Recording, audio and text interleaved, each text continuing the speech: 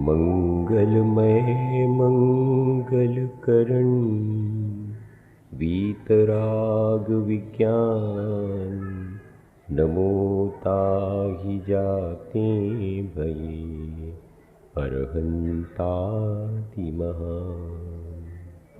जो विद्यादि सागर सुधी, जो विद्यादि सागर सुधी गुरु हैं हितैषी। शुद्धात्म में निरत नित्य हितोपदेशी।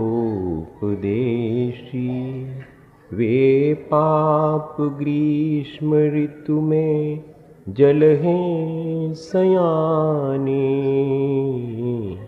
पूजूं मुन्हें सतत केवल ज्ञान पाने। पूजूं मुन्हें सतत केवल ज्ञान पाने। बोलिए भगवान महावीर स्वामी की, आचार्य कुंद कुंद स्वामी की, आचार्य गुरुवर विद्यासागर मुनि महाराज की।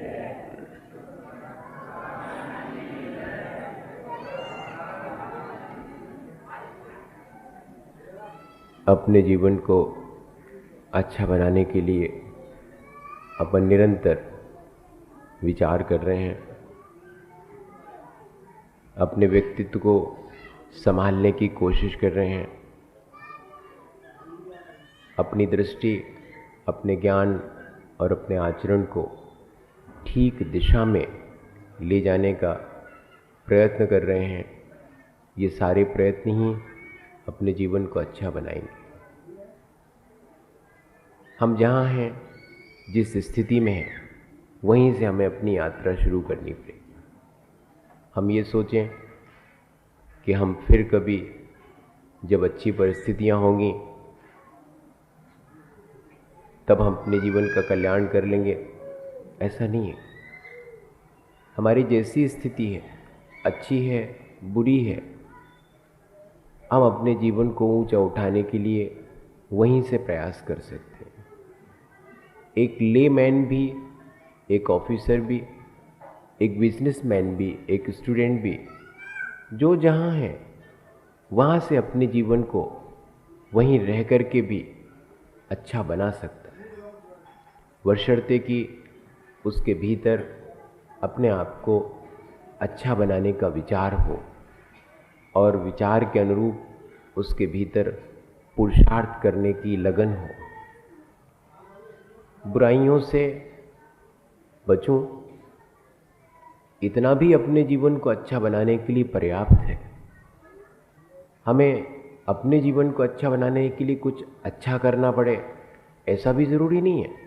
हम सिर्फ ये ध्यान रखें कि हमारे द्वारा कुछ बुरा ना हो जाए, तो जो भी होगा वो अच्छा ही होगा। तो हमारे जीवन को अच्छा बनाने में यह भी एक कारण बन सकता है। लेकिन इस सब के लिए हमारे भीतर एक ललक, एक लगन, एक उत्साह होना चाहिए। होता क्या है कि जब हमारे मन की परिस्थितियाँ नहीं होती, विपरीत होती हैं, तो हम हार मान लेते हैं और चुपचाप हाथ पर हाथ धर करके बैठ जाते हैं, ये सोच कर कि अब तो कुछ हमसे होगा नहीं, जैसा चल रहा है बस वैसा ही चलेगा। हम उस अपने जीवन को इम्प्रूव करने के लिए जरा भी तत्पर नहीं होते, जरा भी उत्साहित नहीं होते। क्या हुआ, एक बार एक घर में एक बाजा रखा हुआ था, सितार। पुराने लोग उस घर में सितार बजाते रहे, जानते थे वो कैसे बजाया जाता, कैसे तार संभाले जाते हैं, कैसे इनमें से संगीत निकाला जाता। लेकिन बाद को घर के लोगों को इस तरह का ज्ञान, इस तरह का उत्साह, ऐसी कोई लगन ही नहीं रही कि वो उस चीज़ को सीख लें। अपने भीतर अगर किसी चीज़ को हासिल करने की लगन और उत्साह ना हो, तो अपने पास चीज़ होते हुए भी उसका लाभ नहीं ले पाते अपन। वही उनके साथ हुआ।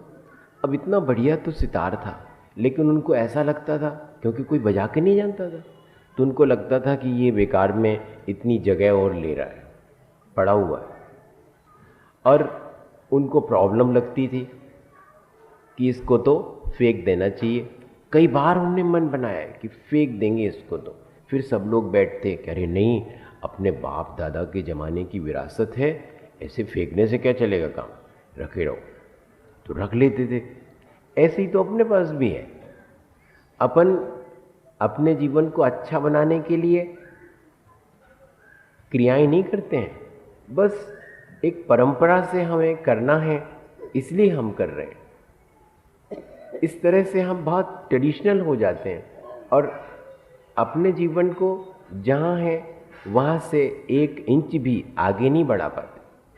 कुछ बाह्य क्रियाओं में ज़रूर अपन बहुत बढ़ चढ़ करके भाग लेने लगते हैं, लेकिन अपने भीतर की जो कषाएं हैं वो ज्यों की त्यों रहती। एक व्यक्ति 10 दिन के लिए पर्यूषण में उपवास कर सकता है, लेकिन वो अपनी जिंदगी 5 पापों को छोड़ने का संकल्प नहीं ले सकता। तो भैया कौन सी चीज़ कठिन है? कठिन तो यह है कि मैं अपनी कषायों को जीतूं, जिन कषायों के द्वारा मैं पाप में प्रवृत्त होता हूं। 4 प्रकार की कषायों को जीतना बहुत कठिन है। 4 प्रकार के आहार को छोड़ देना भी कठिन है, लेकिन उससे ज़्यादा कठिन है 4 प्रकार की कषायों को छोड़ना। अपन बाहर में बहुत सारी चीज़ें जो अपने जीवन को अच्छा बनाने की हैं कर लेते हैं, लेकिन अपने जीवन में भीतर से अपने आप को अच्छा बनना है, इस तरह का भाव आता ही नहीं। आना चाहिए। जब अपन इतना सब कुछ बाहर से करते हैं तो क्यों नहीं अपने भीतर वो सारी चीज़ आनी चाहिए। अपन पहले बैलगाड़ी से यात्रा करते थे, मोटर से करने लगे, हवाई जहाज़ से और जेट से यात्रा करने लगे। कैसा लग रहा है कि हम पहले से ज़्यादा विकसित हो गए। लेकिन जब अपन बैलगाड़ी में यात्रा करते थे तो संतोषपूर्वक करते थे, हड़बड़ी नहीं होती थी। लेकिन अब हवाई जहाज़ में भी यात्रा कर रहे हैं, टाइम सेव करने के लिए। वो टाइम कहाँ कंज्यूम करेंगे? ज़्यादा से ज़्यादा मैं धन पैसा कमा सकूं। तो मेरी आसक्ति पहले की अपेक्षा ज़्यादा बढ़ गई या मैं विकसित हो गया हूं? मैं बैलगाड़ी से उठ करके और हवाई जहाज़ में तो जा रहा हूं, वो तो ठीक है, वो तो विकास जैसा मालूम पड़ता है। लेकिन जब मैं बैलगाड़ी में बैठ करके अपने आसक्ति को कम करने के विचार रखता सकता था, लेकिन अब तो मैं हवाई जहाज़ में बैठा हूं, फिर भी मेरे भीतर बहुत आसक्ति है। तो क्या डेवलप हुआ? मेरे व्यक्तित्व में क्या निखार आया? मेरे जीवन में क्या ऊंचाई आई? ऐसा अपन को अपने आप चुपचाप घर के किसी कोने में बैठ करके छाती पर हाथ रख करके अपने आप से पूछना चाहिए, किसी और से नहीं, कि मैं क्या कर रहा हूं। मैंने बाहर से बहुत सारी चीज़ें करी हैं, लेकिन मेरे अंतरंग के परिणामों में निर्मलता आनी चाहिए थी, वो तो आई ही नहीं। मेरा जीवन कैसे अच्छा बनेगा? मेरा व्यक्तित्व कैसे ऊंचा उठेगा? मैंने इस मनुष्य जीवन की सार्थकता, जो कि विचारों की निर्मलता प्राप्त करनी थी, वो सार्थकता तो प्राप्त नहीं की। और मैं मनुष्य हूँ, मैंने इस साधन मिला था मुझे, मैंने उस साधन का सदुपयोग नहीं किया। मनुष्य जीवन का सदुपयोग नहीं किया, क्योंकि ये भी एक साधन है। मैं करना चाहता तो इस जीवन में मेरे लिए बहुत सारे अवसर थे, लेकिन मैं अपने गुणा भाग में ही, संसार की चतुराई में ही लगा रहा, धन पैसे की आसक्ति में ही लगा रहा, 5 इंद्रियों और मन के विषयों के भोगने में ही लगा रहा। मैंने अपने आत्मा के कल्याण के लिए जरा सा भी प्रयास नहीं किया। जरा भी मेरे भीतर उत्साह और उमंग नहीं उठी कि मुझे यह भी करना है अपने जीवन को अच्छा बनाने की। ऐसा है क्या? अपन स्वयं विचार करें कि कहीं ऐसा तो नहीं है हमारे भीतर। अगर ऐसा है तो हम उसको धीरे धीरे हटाने का प्रयास करें। वो लोग निरंतर इस प्रयत्न में थे कि बात तय हो जाए और इस सितार को उठा करके फेंक दिया जाए। उससे एक प्रॉब्लम और थी कि रात में जब सोए रहते थे सब, तब कोई चूहा उसके ऊपर गिर जाता था तो ढम्मी की आवाज़ आती थी, तो नींद खुल जाती थी। कोई बिल्ली आकर के उसको छेड़ देती थी तो तार बज उठते थे, तो भी आवाज़ होती थी बड़ी कर्कश। उनको कर्कश ही लगती थी।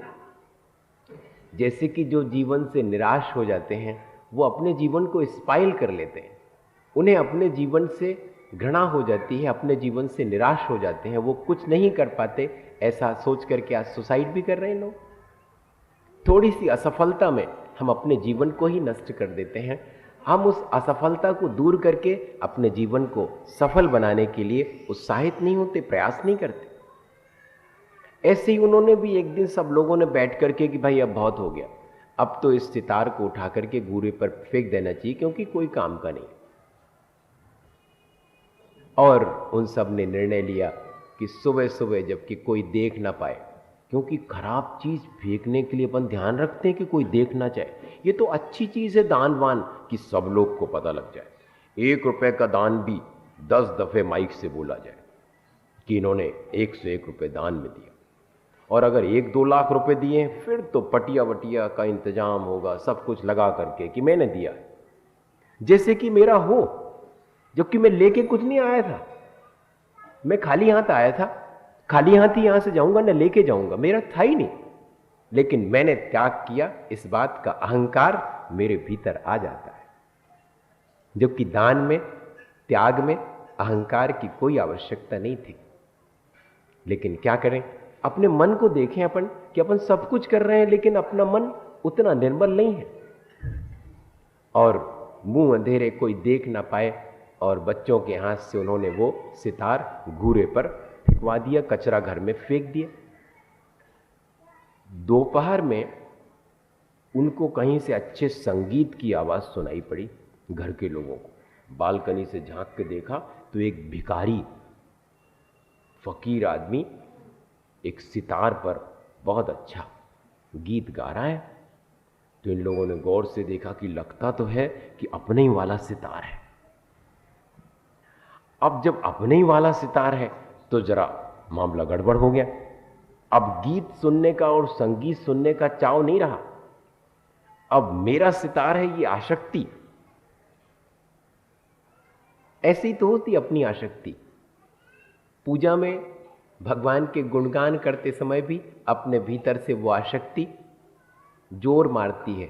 हमारे भगवान है, हमने पधरवाए थे, देखो वो लगो बोर्ड हमने बनवाई थी बेदी, वो पे नाम लिखो हमाओ, खुद ही को मालूम और को नहीं मालूम कि हमाओ नाम आए जो, और कोई चीना तक नहीं हुई है कि कौन को नाम आए जो। लेकिन लिखेंगे एक पत्थर पत्थर पर लिखेंगे नीचे जमीन में, जिस पर से कि लोग पैर रख करके चले जाएंगे, जिसमें कोई नहीं जानता सारे देश में कि ये किसका नाम है। लेकिन जिसका नाम है वही भर जानता है, उसके परिवार के लोग जानते कि ये पत्थर इतना फर्श हमने बनवाया था, उस पर हमारा नाम डला है। अब बताइए, ऐसे ही आसक्ति की वजह से छोड़े हुए त्याग की हुई चीज के प्रति भी आसक्ति है। अभी गई नहीं, पहले गिनते थे रुपए, अब गिनने लगे कितने रुपए दान में दिए, और ज्यादा अंतर नहीं है।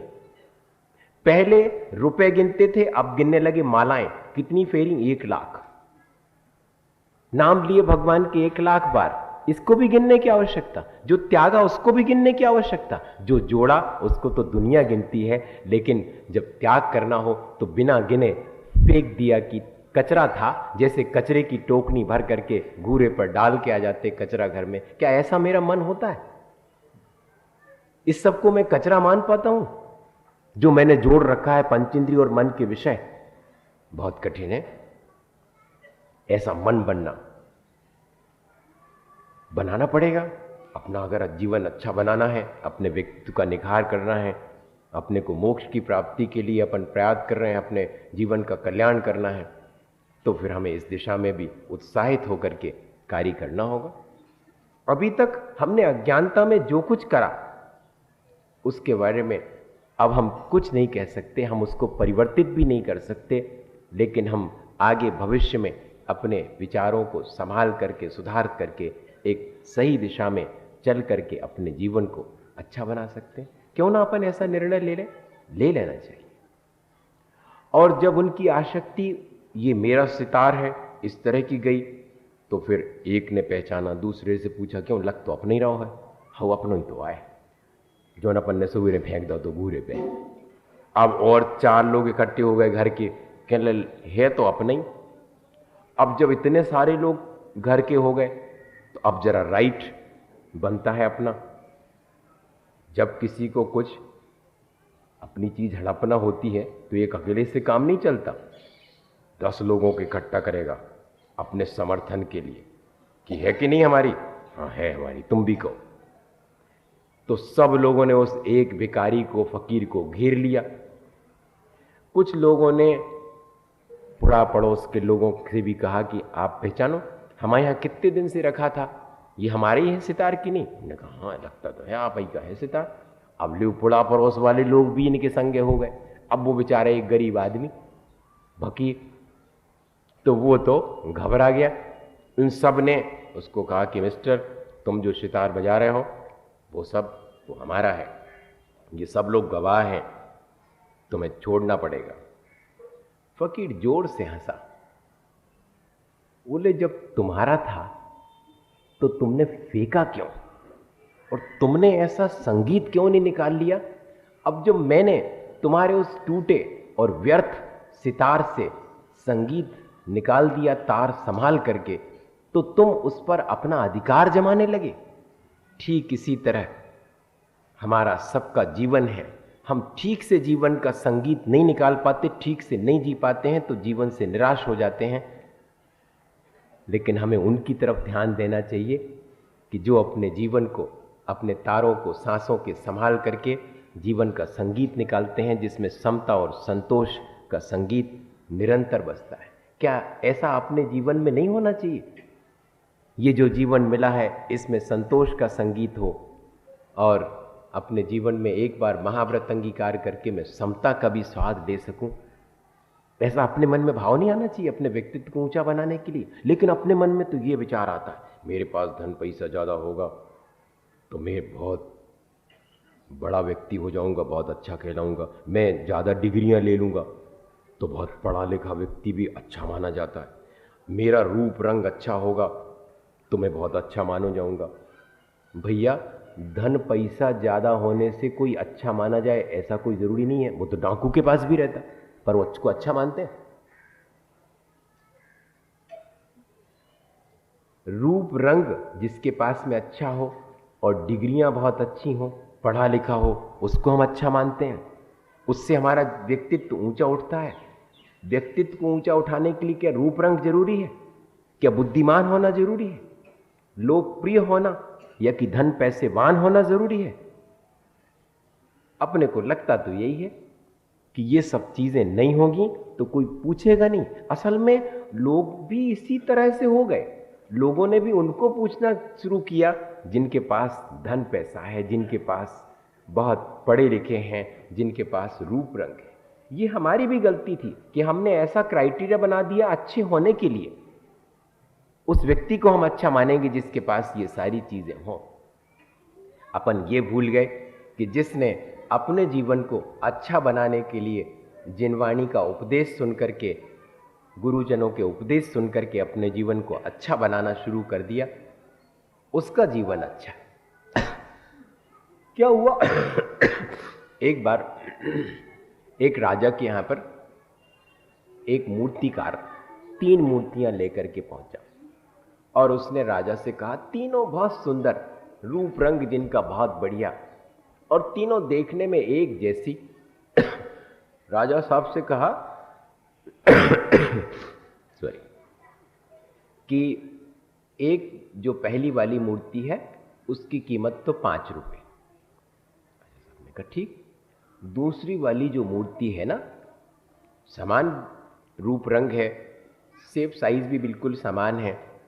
तो राजा को दूसरी मूर्ति के दाम उसने कहा कि 25 रुपए। सुनकर के थोड़ा पुराने जमाने के 5 और 25 की बात कह रहे, अब तो 5 रुपयों का चू नहीं आऊं, अब की नहीं कह रहे, बहुत सस्ता लगेगा। तो 5 रुपए पहली वाले के, दूसरे के 25 रुपए और तीसरी वाले का। राजा ने एकदम पूछा। कलाकार ने कहा, मूर्तिकार ने कहा कि तीसरे के 100 रुपए कीमत है। अरे कैसे मूर्तिकार हो, तुमने तीनों मूर्तियां एक सी शेप साइज की रूप रंग वाली बनाई, लेकिन इनकी कीमत अलग अलग रखी, कोई कारण तो होगा। सारी सभा के लोग भी दंग हैं कि एक मूर्ति 5 रुपए की, एक 25 की, एक 100 रुपए की कीमत की। इनमें विशेषता क्या है? तीनों देखने में एक सी दिख रही हैं, तीनों की साइज एक सी है, रूप रंग एक सा है, सब कुछ एक सा है। बाहर से देखने में तो सबको एक जैसी दिख रही थी, बनाने वाला कलाकार भी एक है। अब अंतर क्या है तुम्हारे इन दामों के अलग अलग रखने के पीछे? तो उसने जेब में से एक पतला सा तार निकाला। बोले, राजन, आप पूछ रहे हैं इनकी कीमत, इसलिए मैं इनकी कीमत कम ज्यादा क्यों रखी मैंने, ये आपको बता देता हूं। उसने पहली वाली जिसकी कीमत 5 रुपए थी कीमत की, उस वाली मूर्ति के कान में से वो तार डाला तो वो दूसरे वाले कान में से निकल गया। इसकी कीमत 5 रुपए है। जो सुनता है और सुन करके बाहर निकाल देता है, अपने जीवन में कुछ नहीं लेता, उसकी कीमत कितनी है? 5 रुपए। दूसरे वाले की कीमत 25 क्यों है? तो उसके कान में से तार डाला तो कान में से ना निकल करके वो गया तो कान में से, लेकिन निकल गया मुंह में से। 25 रुपए। जो सुनता तो है लेकिन अपने कल्याण के लिए नहीं, दूसरे को सुनाने के लिए, तो मुंह में से निकल गई। तीसरे की कीमत 100 रुपए रखने का कारण क्या है? यह आपको अभी मालूम पड़ जाएगा राजन, मैं बताता हूं। जब उसके कान में से तार डाला तो कहीं से नहीं निकला, न मुंह में से न कान में से, वो तो पेट के भीतर चला गया। जो अपने कल्याण की बात सुन करके अपने जीवन के कल्याण के लिए उत्साहित होकर के शुरुआत करता है, उसकी कीमत अधिक है। उसका व्यक्तित्व ही वो अच्छा बना सकता है, उसके जीवन में ही अच्छाइयाँ आ सकती हैं। जो अच्छाइयों को सुन करके अपने जीवन को उत्साहित होकर के अच्छा बनाने के लिए पुरुषार्थ करता है। लेकिन अपन इस दिशा में प्रयत्न बहुत कम कर रहे हैं। अपने को प्रयत्न करना चाहिए। अपने को अगर कोई दूसरा दिख जाए जिसका कि व्यक्तित्व इस तरह का है, अच्छा है, अच्छे व्यक्तित्व को अब अपन ने समझ लिया कि मात्र रूप रंग होने से नहीं होगा, ज़्यादा पढ़े लिखे डिग्री होल्डर होने से नहीं होगा, और ना ही ज़्यादा धन पैसे वाला होने से उसका महत्व होगा। महत्व होगा कि जो अपने जीवन में अच्छाइयों को अपने आचरण में ला करके अपने जीवन को ऊंचा उठा रहा। ऐसे व्यक्ति से प्रेरणा लें, उसकी नकल नहीं करें। ये सावधानी रखें, अगर अपने जीवन को अच्छा बनाना अपन चाहते हैं, उसके जीवन से प्रेरणा मिल सकती है, लेकिन आप उसकी बाह्य क्रियाओं को ज्यों का त्यों नकल करके और अपने जीवन को अच्छा उठाना, ऊंचा उठाना चाहें तो संभव नहीं है। अच्छाइयों की आप नकल भी कर लेंगे पर आप अच्छे नहीं हो पाएंगे। आज वर्तमान में यही तो हो रहा, अपन देख रहे हैं कि अपन कर क्या रहे हैं। उनने ऐसा फंक्शन किया था, हम भी एक बहुत बढ़िया सा फंक्शन कर लेंगे। तो अकेले पूजा पाठ और फंक्शन करने से क्या होगा? वो तो बाहर से देखने में एक जैसा लगेगा, लेकिन भीतर में मेरे परिणामों में उस अनुष्ठान से निर्मलता कितनी आई, ये मेरा अपना डिसीजन है कि मुझे ये देखना है कि मैंने जो कुछ भी करा दूसरे की देखा देखी करा, लेकिन बाहर से भर देखा है, मैंने क्रिया को देखा है, मेरे अंतरंग के परिणाम उसके करने से निर्मल हुए हैं कि नहीं। ये बहुत जरूरी है। अपन दूसरे से प्रेरणा तो लेते हैं लेकिन उसकी नकल करने लगते हैं, लेकिन नकल करने से अपने व्यक्तित्व का विकास नहीं होगा, बल्कि अंतरंग में भी अपने भीतर वैसे बनने की प्रेरणा उत्पन्न हो तो अपने जीवन का विकास होगा। दूसरे से कभी भी कंपेयर ना करें अपने आप को। दूसरे को अपने से कंपेयर करके छोटा साबित करने की कोशिश तो बिल्कुल ना करें। आप क्या सोचते हैं कि चींटी बहुत छोटी सी है? अरे भैया, उस चींटी पर हो सकता है कि आपके पैर के नीचे वो मरण प्राप्त को जाकर के अच्छे परिणामों से स्वर्ग में जाए और वहां से मोक्ष, यहां आकर के मुनि बन करके मोक्ष चली जाए। तो वो चींटी छोटी कैसे हो गई जिसको आप बहुत क्षुद्र समझ रहे थे? किसी भी व्यक्ति को अपने से छोटा नहीं समझें, क्योंकि सब अनादिकाल से इस संसार में हैं, कोई छोटा और बड़ा नहीं है, सब आत्मा में अनंत गुणों से संपन्न हैं, ऐसा सोच करके और अपन किसी का तिरस्कार नहीं करें तो अपना जीवन अपन अच्छा बना सकते हैं। वरना अपने में यही अपने मन में आता है कि मैं तो बहुत बड़ा हूँ, मैं तो बहुत अच्छा हूँ, दूसरा तो इतना है ही नहीं। झाड़ू लगाने वाले काम को भी अपन छोटा समझते हैं और ऑफिस में साहब बन के बैठने के काम को बड़ा समझते हैं। आजकल के जो कैरियर में चलता है, यही चलता है कि खाएंगे तो हलवा खाएंगे, नहीं तो रोटी ने खाए भूखे रहें, इसको ऐसा बोलते हैं। झाड़ू लगाने वाला काम वो नहीं करेंगे, ऑफिस का काम, और वो भी बड़ी सैलरी, कम से कम 25-50 हज़ार रुपए की सैलरी, वैसी वाली पढ़ाई पढ़ेंगे जिससे कि अच्छी कंपनी में कोई मेरा सिलेक्शन हो। छोटे मोटे काम मैं नहीं करूंगा तो कौन करेगा छोटे काम? साहब बनकर के आप ऑफिस में बैठोगे 2-3 दिन तक, अगर जिसको आप चपरासी कहते हो, झाड़ू लगाने वाला, अगर 2-3 दिन तक आपके कमरे में झाड़ू नहीं लगाए फिर बैठो आप, वो अपना काम ठीक नहीं करे तो आपकी तो मुश्किल हो जाए। रास्ते में अपन निकलते हैं और उसको बहुत हल्का समझते झाड़ू लगाने वाले को, लेकिन अगर वो अपने काम को 2 दिन के लिए बंद कर दे तो आपका रास्ते पे निकलना बंद हो जाए, मुश्किल हो जाए। अपन किसी के भी काम को छोटा ना समझें और अपने काम को बड़ा ना समझें। किसी का भी ये सोचकर के तिरस्कार ना करें कि ये तो हमसे छोटा है, पता नहीं कितना बड़ा होगा। लेकिन आज अपन थोड़े से व्रत नियम ले लेते हैं, मैं स्पष्ट कह रहा हूं, बुरा नहीं मानना, थोड़े से व्रत नियम ले लेते हैं, थोड़ा सा धर्म ध्यान करने लाते हैं, बाकी सबको तो असहनीय और तुच्छ समझने लगते हैं, अपने आप को बहुत बड़ा समझने लगते। होना नहीं चाहिए।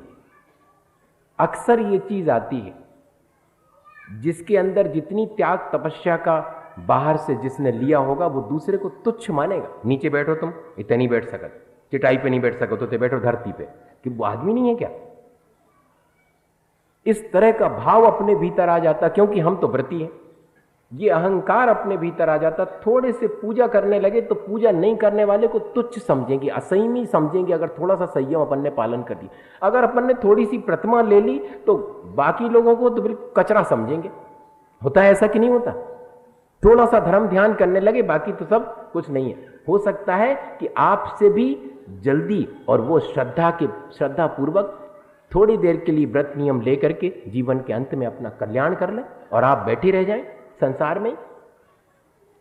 मेरा सिर्फ आशा ये है, बुरा तो लगेगा इसमें कि ये तो इस तरह इंसल्ट, लेकिन बुरा लगने के लिए नहीं है। अपन विचार करें कि अगर अपने भीतर ऐसी भावना आती है तो क्या ये ठीक है?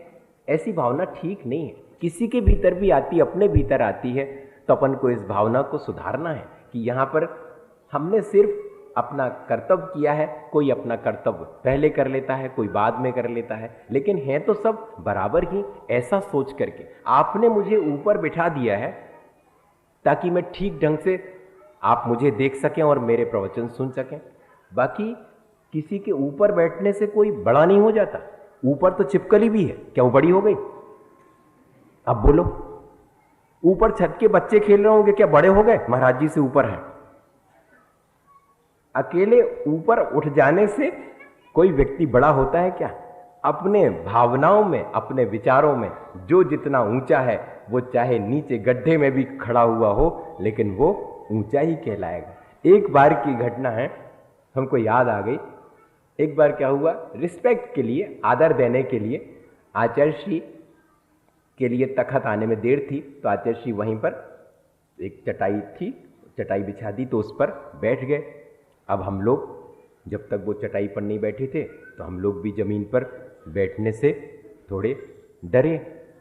पाटा आ गया तो आचार्य श्री को बहुत कहा कि महाराज आप ऊंचे पाटे पर बैठ जाओ, आप बड़े हो, जभी तो हम लोग बैठ पाएंगे नीचे। तब आचार्य श्री ने क्या कहा कि अगर ऐसे ऊंचे पाटे पर बैठने से कोई ऊंचा होता है, ये तुम्हारा सोच है, तो अभी अपने को बहुत परिवर्तित करना पड़ेगा। मैं अगर ऊंचे बैठूं, मैं अगर जमीन पर बैठूं तो तुम्हें तो गड्ढा खोद करके नीचे बैठना पड़ेगा। रिस्पेक्ट ऐसा तो है नहीं कि जब तुम नीचे बैठोगे तभी रिस्पेक्ट होगी। अपने भावों में अपन रिस्पेक्ट दें। अकेले ऊंचे नीचे बैठने से रिस्पेक्ट नहीं होती। हम अपने विचारों में, अपने भावों में अगर दूसरे का महत्व समझते हैं और वैसा बनने की कोशिश करते हैं तो ये हमारी रिस्पेक्ट है, ये हमारी श्रद्धा है। और आखिरी चीज़ कि जैसा हम कर्म करते हैं भैया फल वैसा ही मिलता है।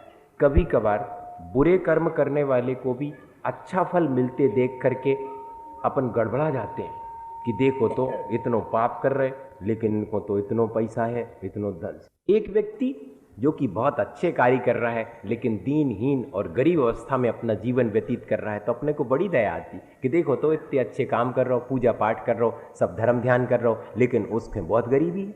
और ये बेईमान आदमी इतने 6-6 खंड के महल में रह रहे, ऐसा अपने को लगने लगता। लेकिन अपन विचार करें कि जिसने जैसे कर्म किए हैं उसको वैसा ही फल मिलेगा। अच्छे का फल अच्छा और बुरे का फल बुरा ही मिलेगा।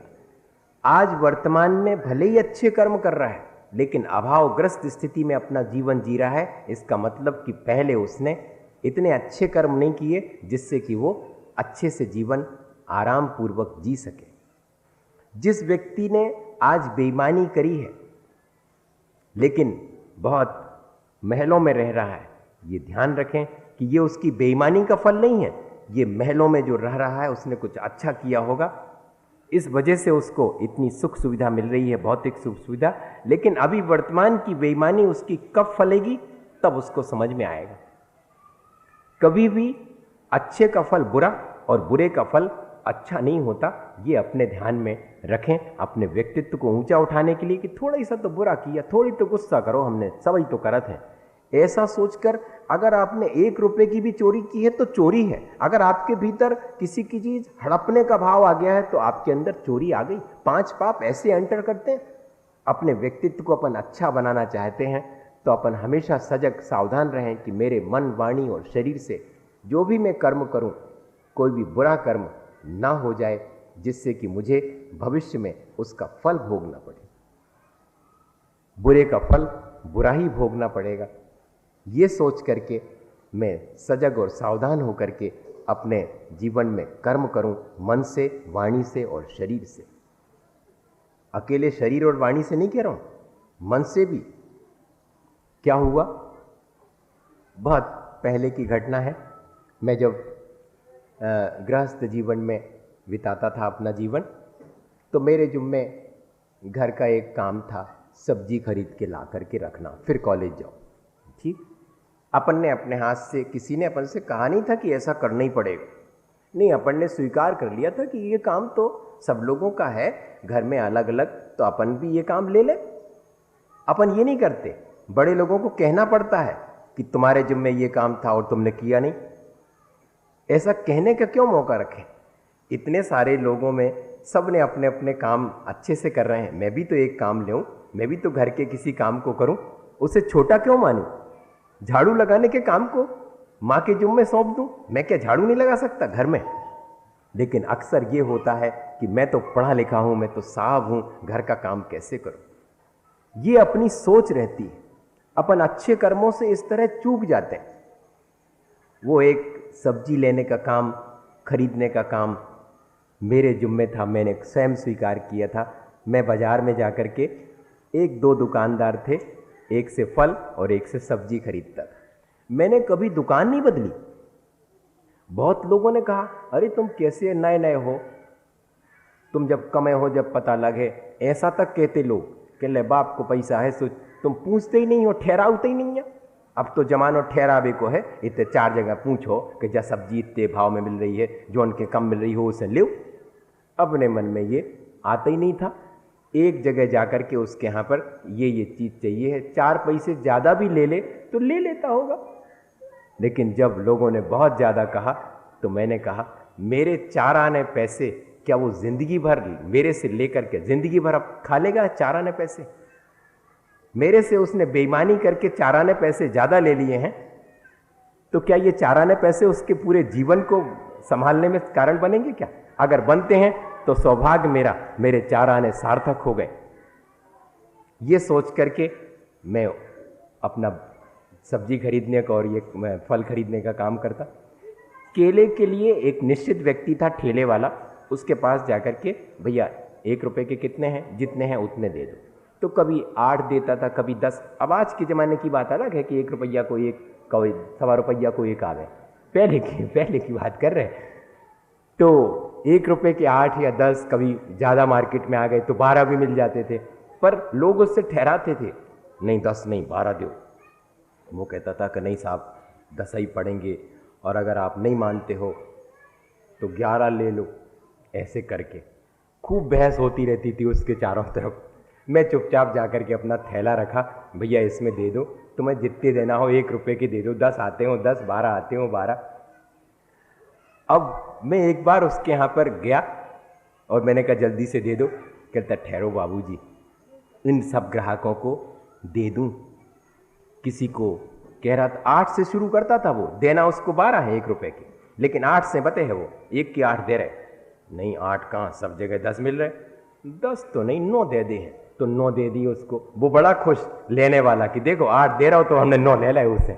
कितनी बेईमानी करी। और ये खुद जो देने वाला है वो खुश है कि कहाँ 12 मिल रहे थे और 9 में ही मान गए जी, ले जाओ। है कि नहीं?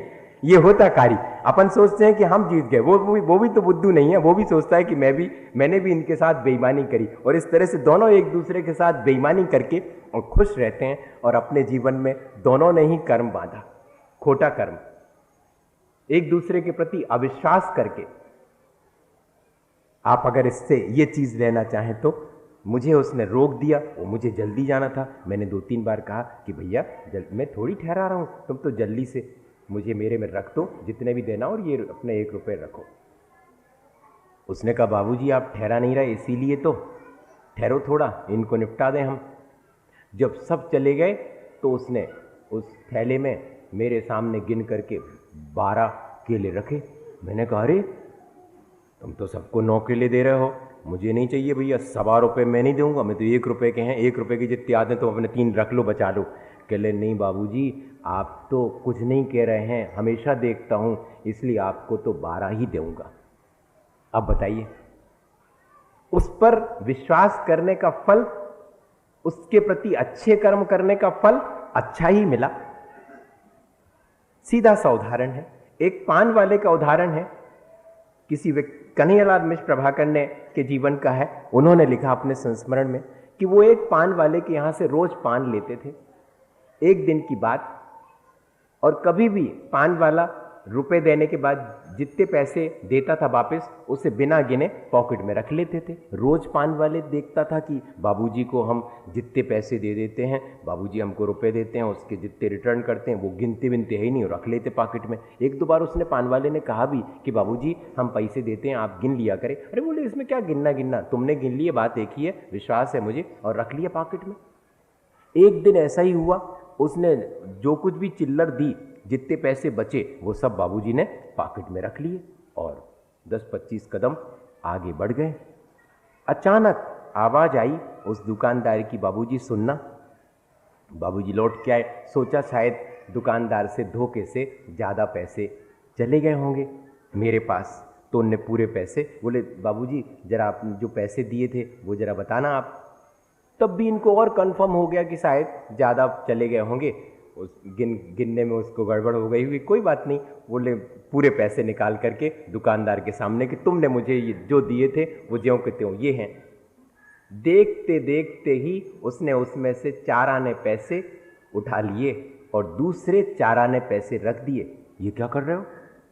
बोले बाबूजी वो 4 आने पैसे आपके पास खोटे चले गए थे।